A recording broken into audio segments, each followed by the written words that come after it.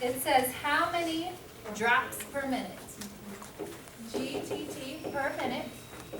Well, dimensional analysis, you always have to start with the numerator on top. So what information do we have about GTTs? We have 10 GTT per 1 ml. Well, we're not looking for GTT per ml, so we got to get rid of that ml. What information do we have about mLs? 100 milligrams over 30 minutes. 100 mLs over 30 minutes. Do y'all see that distractor? Yeah. 100 mLs, if you put to 20 milligrams, how would we get rid of the milligrams? We couldn't. But it does tell you the 100 mLs is to be infused over 30 minutes. Okay? 100 mLs over 30 minutes. mLs crosses out, they're on top and bottom. Are we left with our X? So 1,000 divided by 30 equals, isn't that like 33.331? 33.3 repeating. So 33.3333. Can we ever have a half drop? No. No. This is less than 5, so we keep it as what? 33.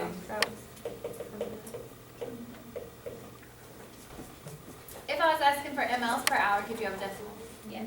Yep. Okay. Yes. You want me to do number 4? Okay. Let's do number 4. So let's look at number 4 real quick. What is our X? mLs per hour. Okay, we always start with our numerator. Let's read our problem. The physician orders 3,000 mLs, right? Is that our mLs we use? Yes. But we have to see what it's linked with. 3,000 mLs to be infused from 1900 to 0700. And it asks you how many mLs per hour. Well, it doesn't specifically say the amount of hours, but can't we figure that out? Yes. So if we don't remember our military time, we can't think that 1900 is what? 7 p.m. What's the easiest way to do it? Write it all out. I'm not kidding. This will ensure that you don't get it wrong.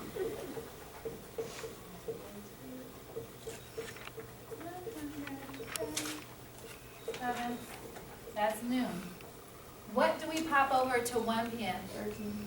1300, 1400, 1500, 1600, 1700, 1800, 1900, 200, and this is midnight. So it told us we are infusing from 1900 to 0700. So, look, 12, that's 1 p.m., 2 p.m., 3 p.m., 4 p.m., 5 p.m., 6 p.m., 7 p.m. So can't we just count our hours? 1, 2, 3, 4, 5, 6, 7, 8, 9, 10, 11, 12. How many hours? 12. Did we go from 7 p.m. to 7 a.m.? So, if you, with military time, if you get confused, just write it all out and count our hours, okay?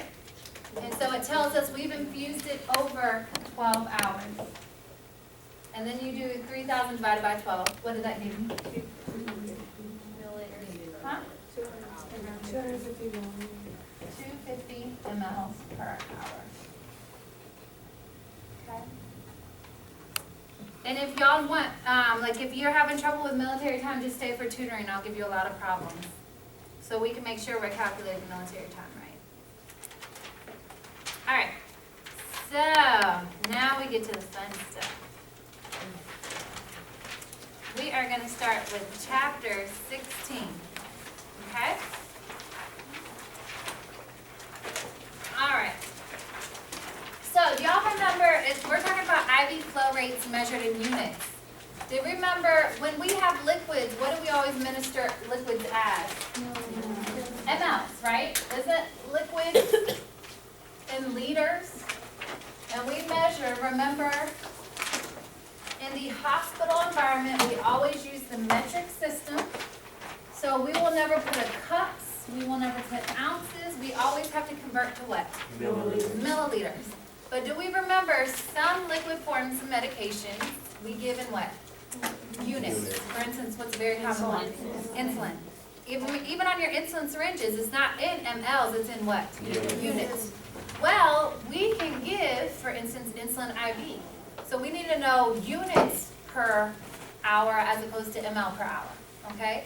We can give heparin IV, which we're going to talk about a heparin drip in just a second. So let's just focus with a broader category of insulin. Heparin drip is very specific. I'll teach you that in 1 second. But let's just say we are giving insulin IV. And now our X will tell us when we're looking at certain problems that instead of, we could still have mLs per hour, but it could have units per hour. So let's just start working through these. We're on page 459. Look at your example 1. What is your X in example 1? Still milliliters per hour. What information in our problem do we have about milliliters? 100 ml to 100. It says a patient has an order for regular insulin IV at a rate of 5 units per hour. There's no ml in that information. Then you read the concentration is insulin 100 units per 100 mLs. Is that the mLs we use? Yes. Do we put mLs on top? Yes. 100 ml to 100 units.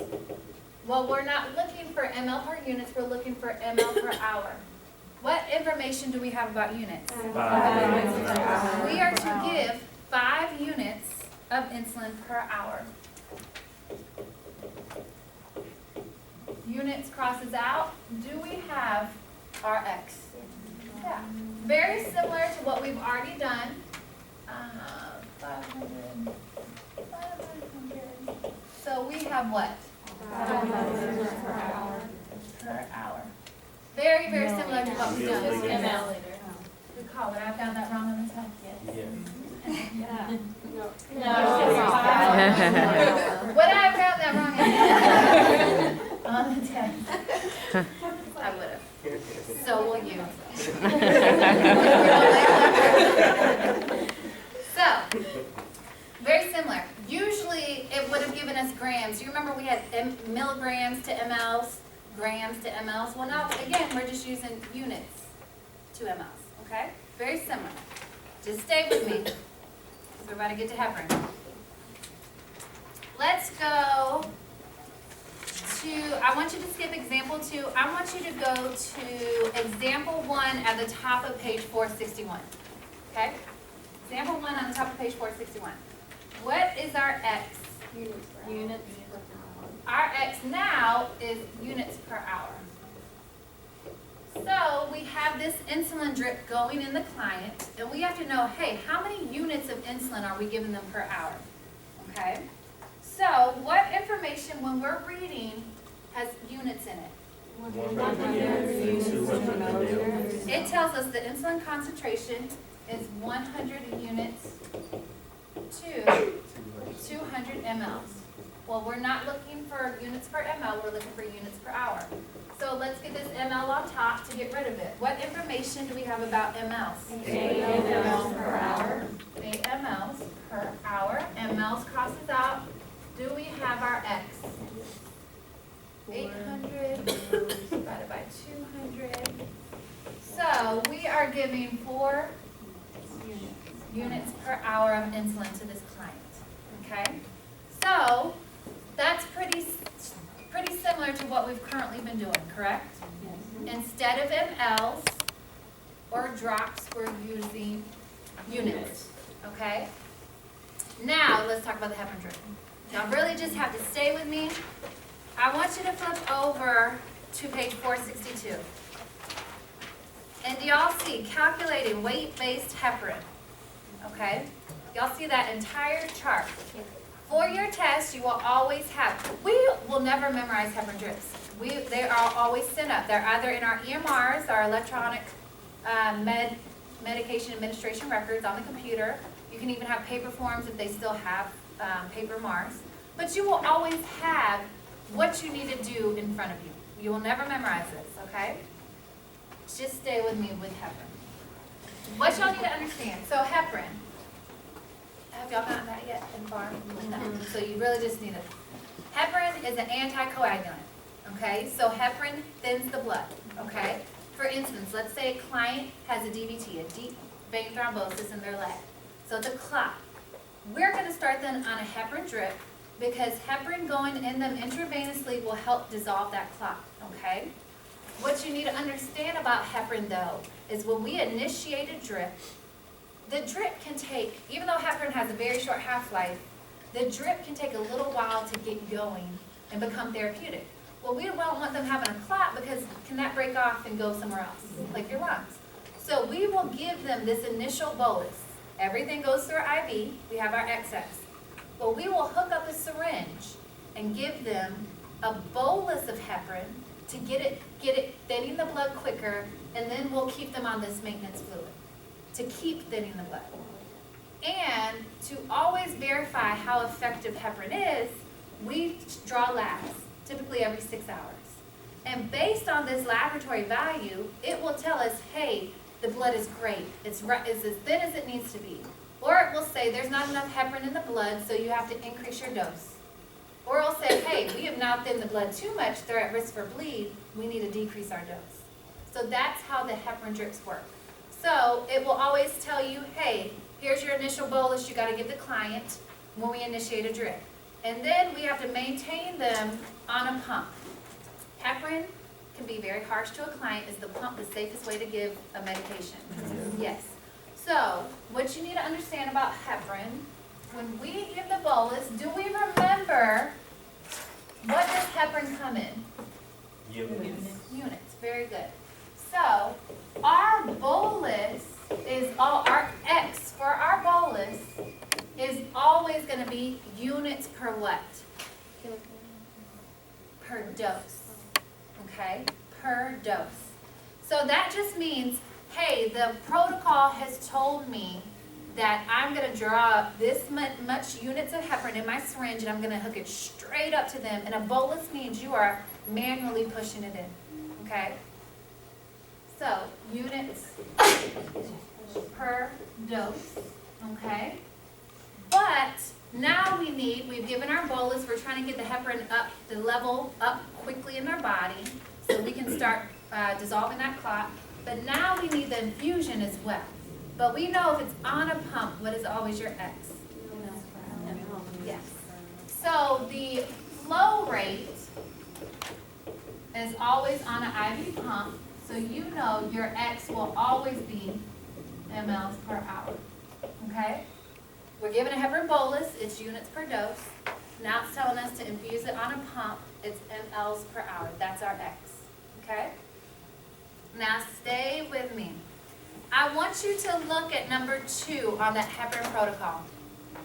Now we're going to start working with a lot more. Do you understand in dimensional analysis, every single time we've only been working with 2 units, correct? Well, now we're going to start getting into our critical care drips and other things. We have more than 2 factors we're working with. Do you see how number 2, it says begin infusion of heparin at 17 units per kilogram per hour. That's 3 things. Can you split that up? No, that is one entity. You never split it up. But if you ever have 3 components you have to work with, it's always one numerator per kilogram per hour. So when you have things that you're working with 3 components, you have one numerator and 2 on the bottom. When you do your dimensional analysis, remember what I said when we set up our X, you better always have the units on the top and the kilogram per hour on the bottom. Same thing. So let's say when we get to critical care drips, we are looking for, it says microgram per kilogram per minute. How will you set that up? Micrograms on the top, kilograms per minute on the bottom. And will you ensure that the whole way across you have your minutes on the bottom, your kilograms on the bottom, and your micrograms on top? Yes. Same thing, dimensional analysis. Now we're working with 3 things. You'll just have one numerator, 2 denominators. Okay? All right, just keep that in the back of your head. So we're going to do this very slowly. And we're going to do it a lot because it's a little confusing. So, let's read example 1 on page 462. It says the order is to start a heparin infusion using the heparin protocol. You will always have this same heparin protocol. This heparin for all your heparin problems in your book, you are to use this protocol listed right here. And for your test, you will have a paper form of it, okay?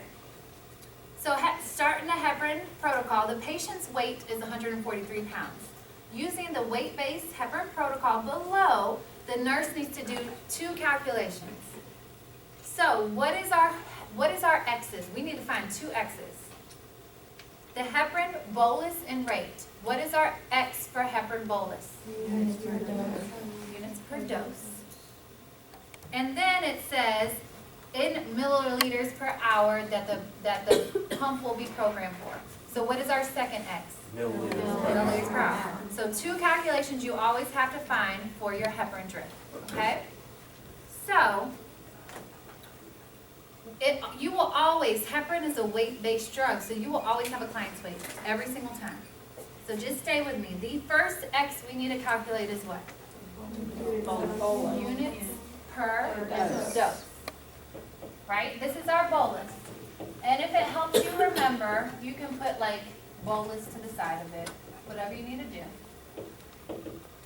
So let's read our heparin protocol. For number 1, does it tell you what to bolus the client with? Bolus dose, 70 units per 1 kilogram.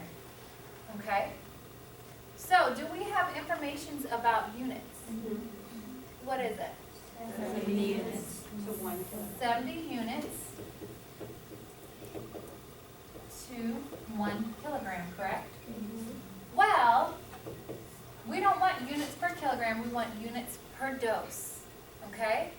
What information do we have related to kilograms? The weight. The weight. Our client's weight, is it in kilograms or pounds? Pounds. If you, and just so I can show you, we know we do 143 divided by 2.2. That's an even weight. Do 149 divided by 2.2. Are you going to put that decimal into your thing? No, because will you have to round it some way? Yeah? And then are you cutting off a client's weight? Do we ever cut off a client's weight? No. Okay. So what you're going to do, remember how I told y'all need to get into the habit of not rounding or converting beforehand. Yes, we don't know our client's weight in kilograms, but we do know what is our ratio from kilograms to pounds. 1 kilogram. 1 kilogram. Yeah, what needs to go on top? 1 kilogram. 1 kilogram, because kilograms has to mark out to what? 2.2 pounds. Doesn't kilograms mark out? Yeah. Well, we know for each dose we give, are we giving it to the full weight of our client? Yes. What is our client weight? 143 pounds. And we know each dose, are we giving it to the full body weight? Do we have what we need? If you try to convert your weight beforehand and it comes out as this crazy decimal, it will be very hard to plug in. So do you see why I want you to do it like this? We will have no rounding errors and we're not cutting off anybody's weight. So somebody do that. 70 times 143 is what? 10,000. 10,000? 10,000. Over 2.2. When we divide that, what is it?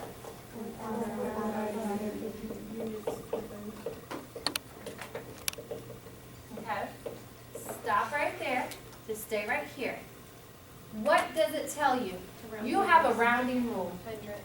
Round to the nearest 100 units. Okay? We're not talking about hundredth, we're talking about hundreds. So let's look at this number. Where's your decimal point? After here. What place is this? Ones. Y'all gotta remember, this is the tenths place. This is the ones place. Ones, tens, hundreds. That's your hundreds units. So we look at the number to the right, is that 5 or above?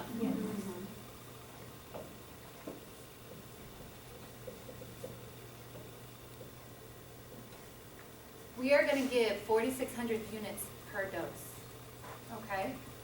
You have a rounding rule in your protocol. You have to follow it. If you give me this number, do you get it wrong? Yes. And if you administer this to a client, is that a medication error? Yes. Yes, because the protocol has given you a rounding rule, okay? We'll keep working. Well, you'll see a lot of examples. Yes. And the rounding rule is right there where it says, I'm rounded to the nearest 100 units? Yes. Okay. Yeah, round to the nearest 100 units. And if you forget that, the protocol even gives you an example. Do you see how it says 6,850 units? Rounded to the 100 units is 6,900. Okay. Okay? Yes. So that's saying that it's the protocol. So if we were given an equation that didn't give us any rounding rules, we would use that protocol always. No, this is your protocol you're using for everything. For every heparin. This is the only protocol you'll use. So this will always, for this class. So that will always be your rounding rule. So if we had a heparin equation and asking for a bolus and we got an answer, it's not always going to tell us that rounding rule. We need to remember that. No. You will always have the heparin protocol. Right, I won't list it next to the equation, but you will always have this in front of you, your protocol. And the protocol will always have that rounding rule in it. So you use it every time. Yes. Okay, question. All right, how do we feel about bolus? Just say it takes a little time to practice. So we know we're not done. What is our other X? We just hooked that syringe up and injected 4,600 units. Now we gotta hook our pump up because we still need it in their blood. So our X is mLs per hour. Well, do you see how number 1 specifically says bolus dose? Would you ever use number 1 for your ml per hour? No. Number 2 says begin infusion. Does that now mean we're talking about the pump? Yes. Yes. So do we have to make sure to use that information for our mLs per hour? Yes. Okay. What information do we have? So it says begin infusion of heparin at 17 units per kilogram per hour. Is there anything to start our mLs in there? No. But look next to it. What does it say?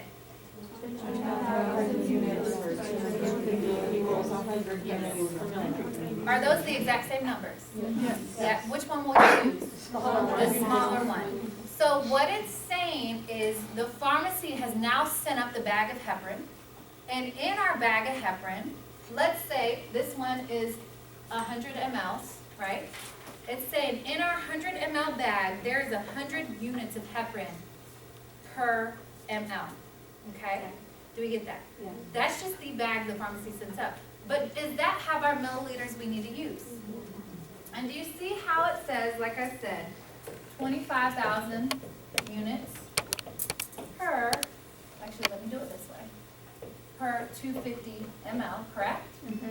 Is that equal to 100 units per 1 ml? Yeah. Are they told, if you did 25,000 divided by 250, would you get 100? Yes. They're the exact same thing. It is easier to use which number? The smaller. But if you use this, you will still get the same answer. It doesn't matter. You either use this one or this one. I recommend you use the smaller. So, what do we start with on top? 1 ml to what? Good.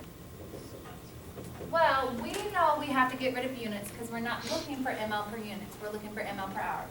And number 2, what information do we have about units? 17 units. 17 units per what? Kilograms. Where are you going to put kilogram and hour? At the bottom. Hey, but that's a good thing. Do we have our X right here? But can we leave it like that? No. Do we have to get rid of our kilogram? Yes. What information do we have about kilograms? Patient's weight. Do we always have the patient's weight? Yes. Will that patient's weight change? Yes. It can, but if we weighed them, not today, right? If we weighed them tomorrow, we'd have a different weight, okay? But don't we still give it to that patient's weight? So our weight comes in what? Pounds, 143 pounds, will we use that? Because we need to get what on top? So how will we get kilograms on top? Doesn't 1 kilogram equal 2.2 pounds? Can we now mark out kilograms? Yes. But now we have to get rid of pounds. How much do we know the patient weighs? You can just put that over 1 because it's still the same thing. Do pounds mark out? Yes. Do we have our mLs to hour? Yes. So somebody do that math for me.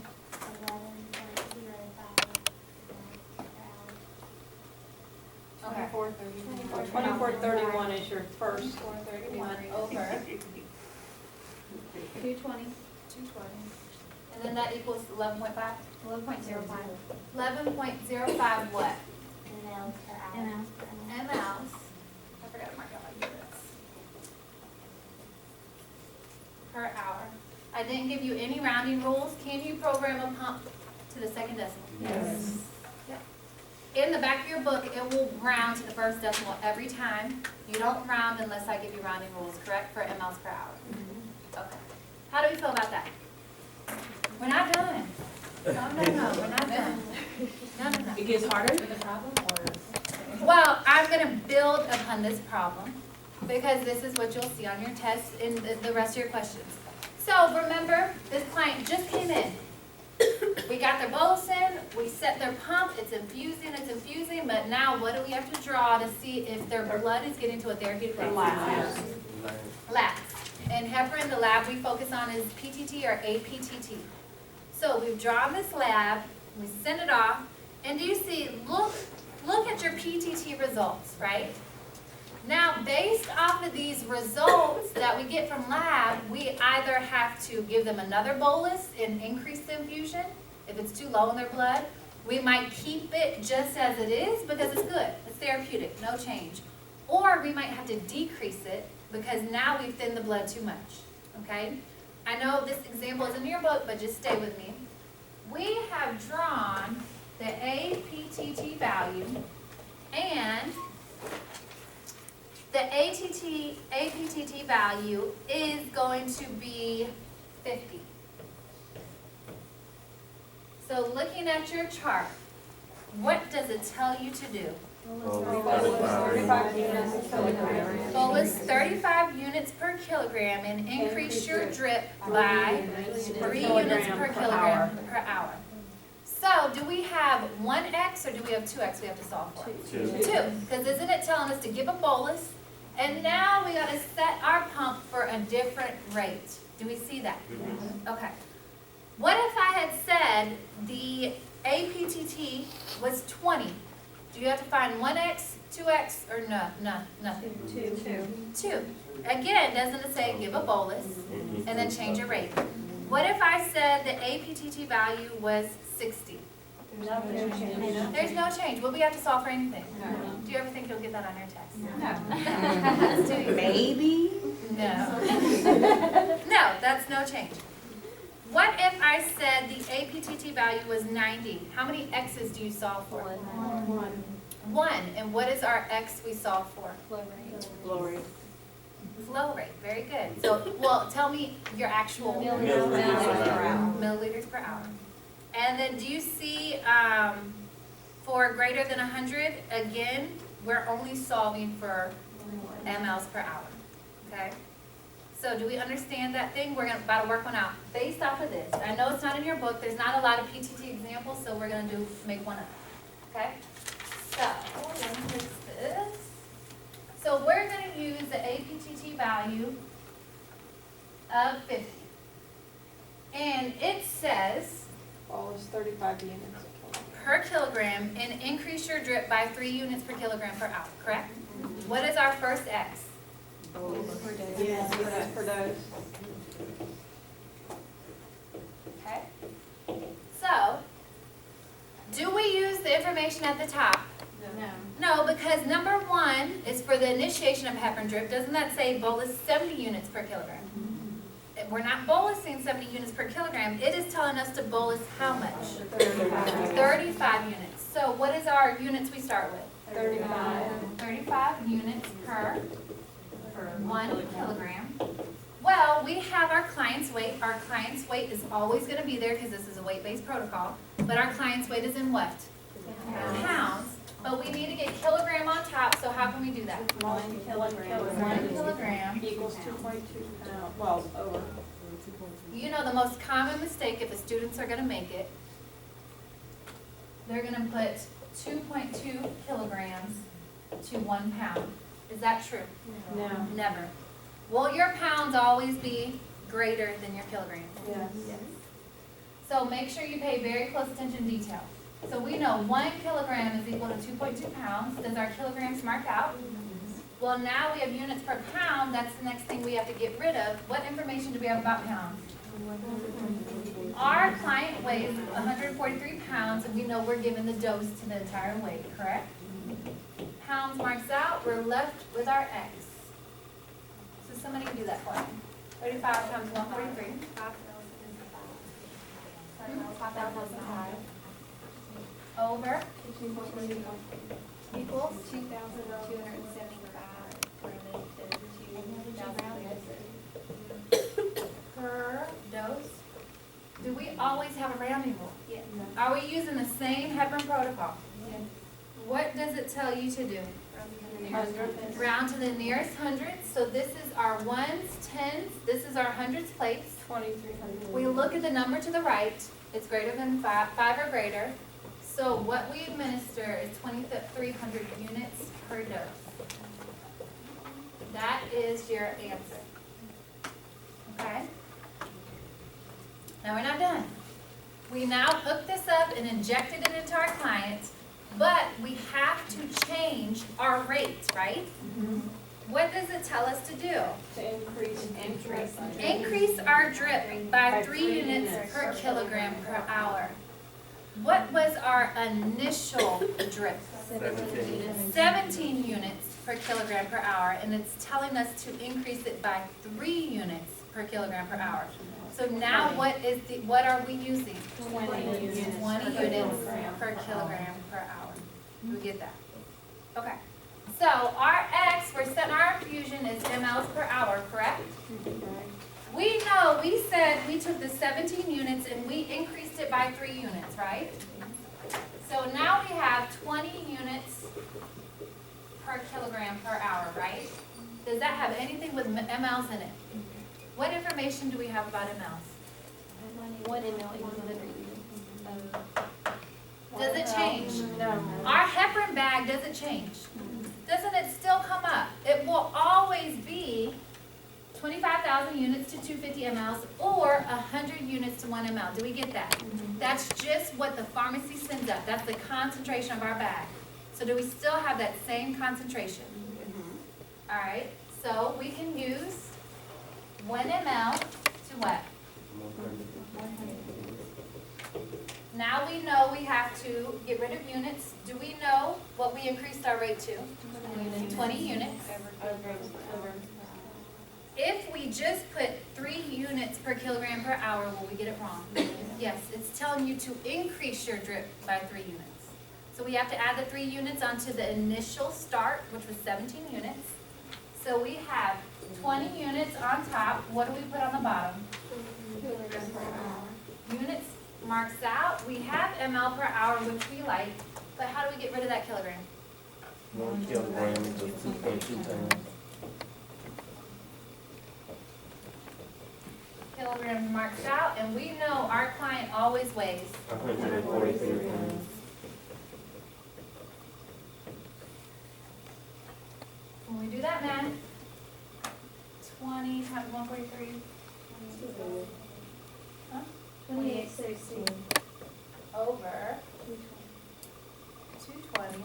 What does that divide out to? Huh? Or 13 even. 13 even? Man, that was good. APTT. So now we will go over to our pump and we will increase it to 13. Because you remember the first one was what? 11.05. Now, because the blood's not thin enough, we're going to pop it up to 13 to try to get it even more thin. Okay? How do we feel about that? That blow your mind? Alright, what's happening there? I know y'all need a break. Y'all go ahead and take a break and we'll keep doing this. We'll take a 2-minute break.